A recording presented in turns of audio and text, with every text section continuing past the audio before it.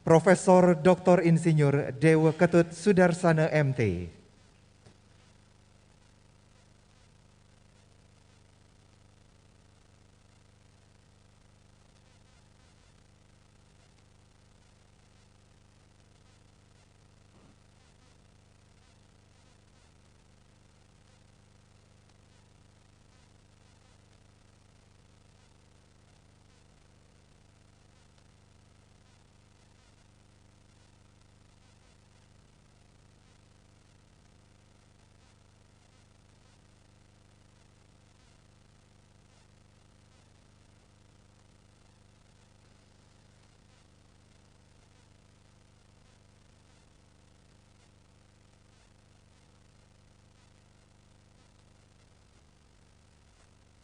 Om Swastiastu, salam sejahtera untuk kita semua. Yang saya hormati, Rektor dan para Wakil Rektor Universitas Udayana, Ketua, Sekretaris, dan anggota Senat Universitas Udayana, para Dekan dan Wakil Dekan di lingkungan Universitas Udayana, para Ketua Lembaga di lingkungan Universitas Udayana, para Koprodi di lingkungan Universitas Udayana, para guru besar baru, panitia, dosen dan karyawan di lingkungan Universitas Udayana, para undangan yang saya muliakan. Puji syukur saya panjatkan kehadapan Ide Sang Yang Widi Wase, Tuhan Yang Maha Esa, atas karena dan rahmat-Nya lah saya diberikan kesehatan dan kesempatan untuk menyampaikan orasi ilmiah dalam rangka pengukuhan guru besar di bidang ilmu teknik sipil. Orasi ilmiah ini berjudul Strategi Mitigasi Dampak Negatif pada tahap eksekusi proyek peningkatan jalan. Hadirin yang saya hormati, pada orasi ini saya membahas 3 upaya mitigasi, yaitu mitigasi kecelakaan, mitigasi keterlambatan penyelesaian proyek, dan mitigasi kerugian pengguna jalan, konsumsi BBM, serta emisi karbon dioksida pada tahap eksekusi proyek peningkatan jalan. Peningkatan jalan adalah penanganan jalan guna memperbaiki pelayanan jalan yang berupa peningkatan struktural dan atau geometriknya agar mencapai tingkat pelayanan yang direncanakan, sehingga pelaksana jalan menjadi lebih baik atau better roads, lebih berkeselamatan, safer roads, dan lebih ramah lingkungan, greener roads. Kondisi layanan jalan yang baik dapat meningkatkan perekonomian masyarakat. Peningkatan jalan pada masa konstruksi memerlukan zona kerja atau work zone. Zona kerja adalah suatu area atau segmen jalan di mana satu atau lebih lajur jalan ditutup, sehingga untuk pelaksanaan konstruksi jalan dan pengamanan para pekerja. Tipikal zona kerja dibagi atas 4, zona pendekat, zona peralihan awal, zona pekerjaan, dan zona peralihan. Adanya zona kerja ini berdampak negatif, yang pada umumnya digolongkan menjadi dampak lalu lintas seperti kemacetan yang berdampak pada kerugian pengguna jalan, lingkungan seperti kebisingan, dan ekologi kesehatan seperti emisi gas karbon dioksida, serta terjadinya kecelakaan. Strategi pertama adalah strategi mitigasi pencegahan kecelakaan. Upaya mitigasi aspek kecelakaan telah dilakukan adalah dengan melakukan rekayasa keselamatan. Namun, penerapan pelaksanaan di proyek belum memadai. Hal ini karena masih ditemukan kecelakaan di zona kerja, serta pengamatan terhadap 20 paket ruas jalan dengan 15 atribut, serta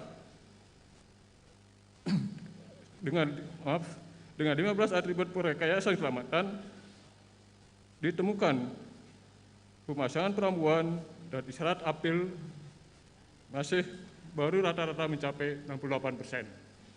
Dan yang paling rendah capaiannya adalah 30% pada rambu peringatan kecepatan.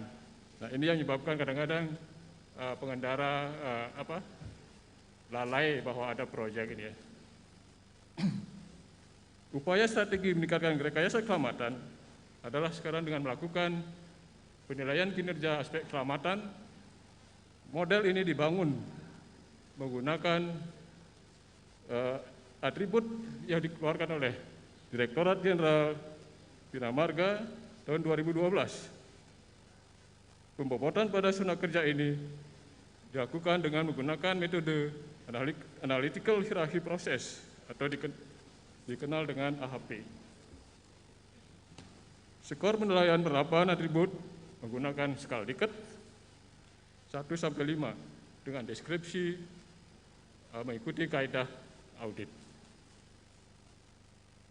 Penerapan model ini dicobakan pada proyek peningkatan jalan nasional ruas jalan Gatot Subroto Barat dan Pasar Bali tahun anggaran 2018. Hasil penilaian kinerja keselamatan yang didapat adalah dalam kategori baik dengan skor 3,6. Kategori baik ini selaras dengan tidak ditemukannya ada kecelakaan selama pelaksanaan proyek. Dan pelaksanaan proyek ini dapat dikatakan baru menuju safer roads dari pembangunan jalan yang berkeselamatan. Hadirin yang terhormat, strategi kedua adalah mitigasi keterlambatan penyelesaian proyek. Strategi sistem kontrak yang dikembangkan adalah tentang klausal sanksi denda. Jika penyedia jasa terlambat menyelesaikan pekerjaannya atau melampaui batas waktu yang tertuang dalam kontrak.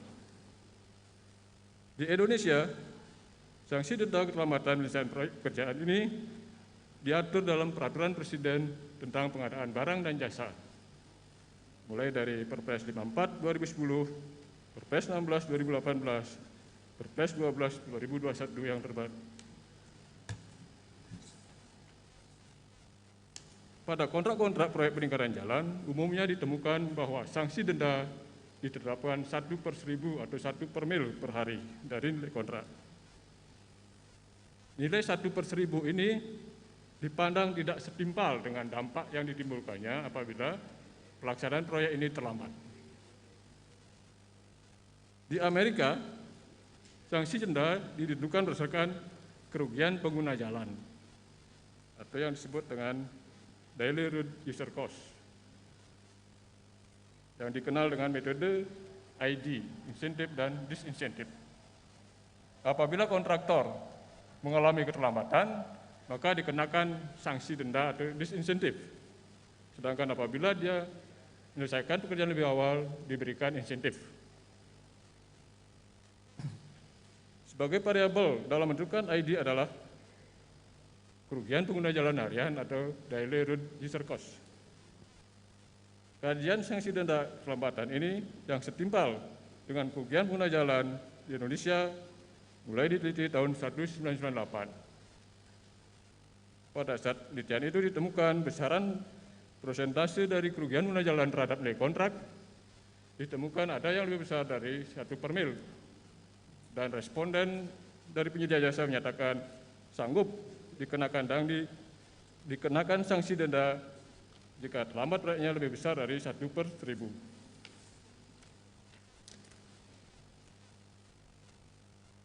Nah, model kemudian pengguna jalan yang gunakan ini dibangun dengan model yang submodel, yaitu biaya pengguna jalan dari BOK, biaya operasi kendaraan, dan nilai waktu. Variabel-variabel pembentuk model diantaranya adalah kecepatan kendaraan prakonstruksi, kecepatan kendaraan saat melaksanakan eksekusi, koefisien dan parameter, berat kendaraan, harga bahan bakar minyak BBM, harga oli, harga kendaraan, bunga modal kendaraan, penyusutan kendaraan, biaya asuransi, dan faktor nilai waktu, faktor isian penumpang jenis kendaraan, dan faktor tingkat isian jenis-jenis kendaraan.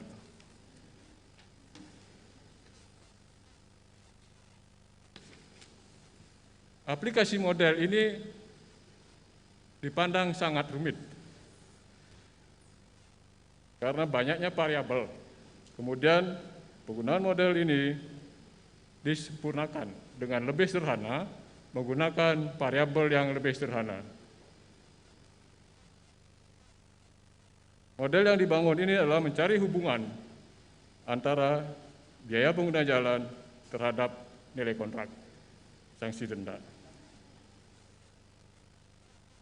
Sanksi denda yang didapat ini dimodelkan dalam dua model, model matematis dan model parametrik berupa interval volume lalu lintas. Model parametrik matematisnya adalah sanksi denda keterlambatan itu berupa fungsi logaritma daripada volume lalu lintas.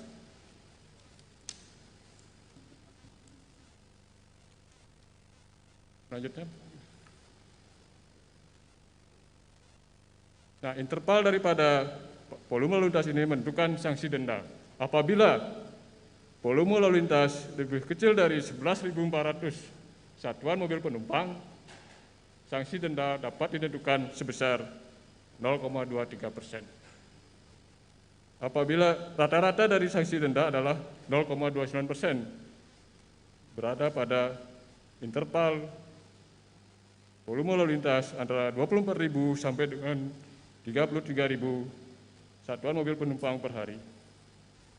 Sedangkan tertinggi sebesar 0,34% apabila volume lalu lintas di atas 65.000 satuan mobil penumpang per hari.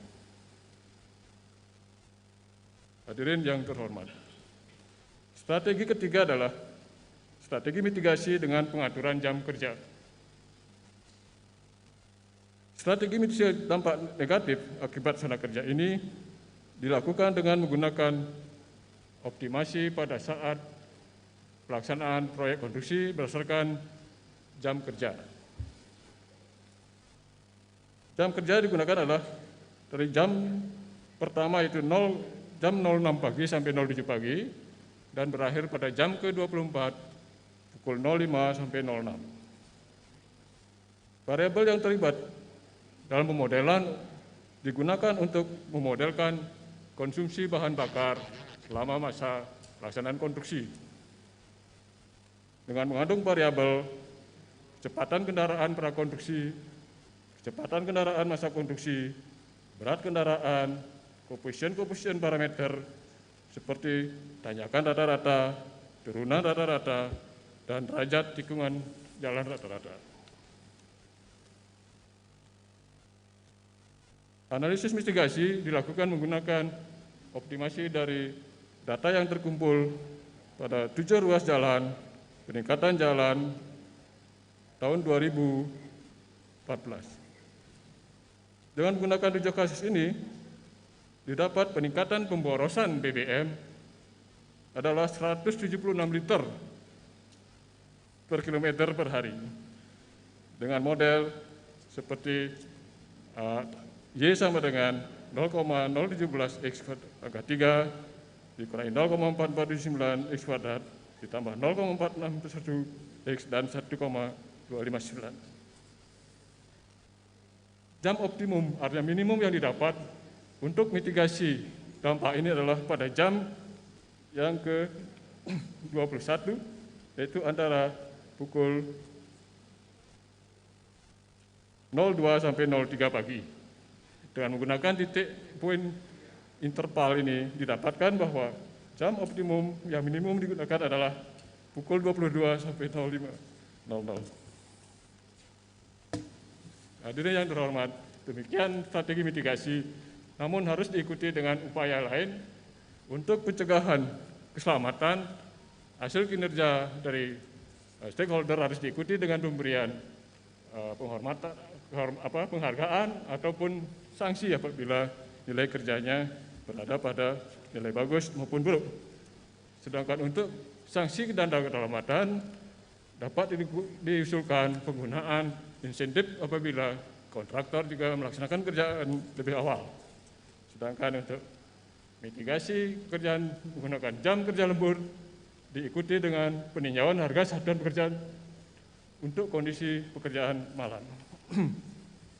Ucapan terima kasih saya ucapkan kepada seluruh hadirin yang terhormat, terutama pemerintah Republik Indonesia melalui Menteri Pendidikan, Budaya, Riset dan Teknologi, Direktorat Jenderal Pendidikan Tinggi, Kementerian Pendidikan, Budaya, Riset dan Teknologi, Bapak Rektor dan para Wakil Rektor Universitas Udayana, Bapak Ketua Senat, Sekretaris Senat, dan seluruh anggota Senat Universitas Udayana, Bapak Dekan Fakultas Teknik, para Wakil Dekan Fakultas Teknik, Ketua Senat Fakultas Teknik, dan Sivitas Akademika Fakultas Teknik Universitas Udayana.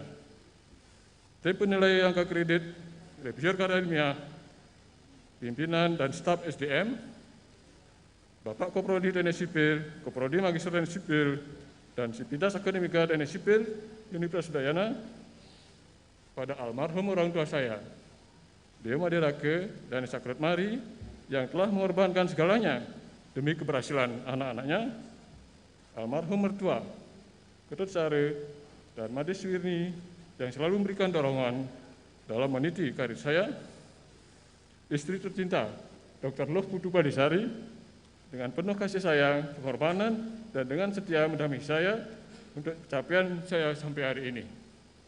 Anak-anak dan menantu, Deo Putu Agusta, dengan menantu Kadek Santi Sapitri, Deo Made Agas Brahma, dengan menantu Loni Cahyani, dan Agriswara dengan menantu Catur Ratna Putri, serta cucu-cucu tersayang Deo Gede Pram, Deo Made Ardana, Deo Putu Bran, Desa Nyaman Pina, dan Deo Putu Arum.